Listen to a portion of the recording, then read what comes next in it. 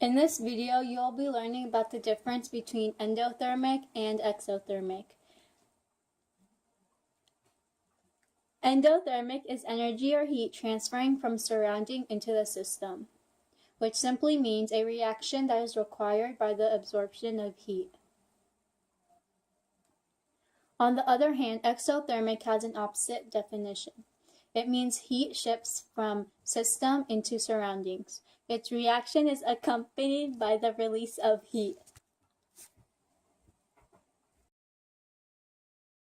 Now here we have these basic phase changes. Here we have a solid becoming a liquid, then to a gas by boiling. So what do you think is happening? Exothermic reaction or endothermic reaction?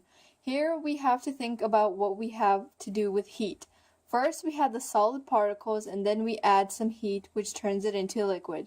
Then we have to make it even hotter to change it into vapor. The best way to figure this out is by seeing which way the heat is moving. Here is the solid, and to turn it into liquid, I have to add heat into it, shown by the arrows. The heat could come from the sun or fire and from it into the solid, and then the heat is added to the liquid to turn it into water vapor. So meaning heat is moving from the surroundings into the substance. Since it's absorbing energy, we can conclude that it is an endothermic reaction. Hint, think N in endo as enter. Let's move into exothermic processes. Right here we have vapor condensing into become a liquid or water form, and then the liquid water freezes to make a solid ice. To go from each phase, we have to make the substance colder. Assuming that we are going from heated gas to a cooler water, we would shift heat out of the system in which the arrows represent. In a like manner, to go to liquid and freeze to make solid, we need to get heat out of it in order to cool it. Therefore, we can say that exothermic is the process of heat being released in order for the reaction to occur. For example, let's look at the way fire works.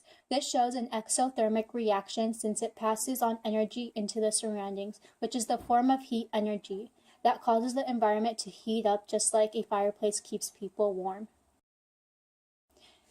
Here is an endothermic reaction. Keep in mind that endo reactions take in energy, so the surroundings usually get colder as heat is adding into the substance, like heat from the sun causing it to melt.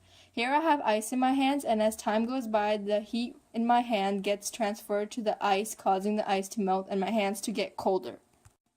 The symbol for endothermic reaction is delta H positive because it adds energy, so you can remember that it's a positive, and endothermic is negative because it releases energy. The phase change that is exothermic is water to ice, known as freezing. And the phase change for endothermic is when it goes from gas to liquid, which is condensation. The phase change from a solid to liquid is known as melting. And lastly, the phase change from solid to gas is known as sublimation. Okay, so let's review, guys. Here's the easier way to remember endothermic reaction is to think of the prefix N in endo as the N in enter. Shown by the square, the arrows are going into the object as heat goes in, being absorbed. The two examples are melting and boiling. On the other hand, we have the reaction exothermic, where the arrows are pointing towards the outside of the object. Since it's releasing heat, therefore heat is going out. An easier way to think about this is that the prefix X in relating to X in exit, and the two examples are condensing and freezing. Thank you for watching. See you.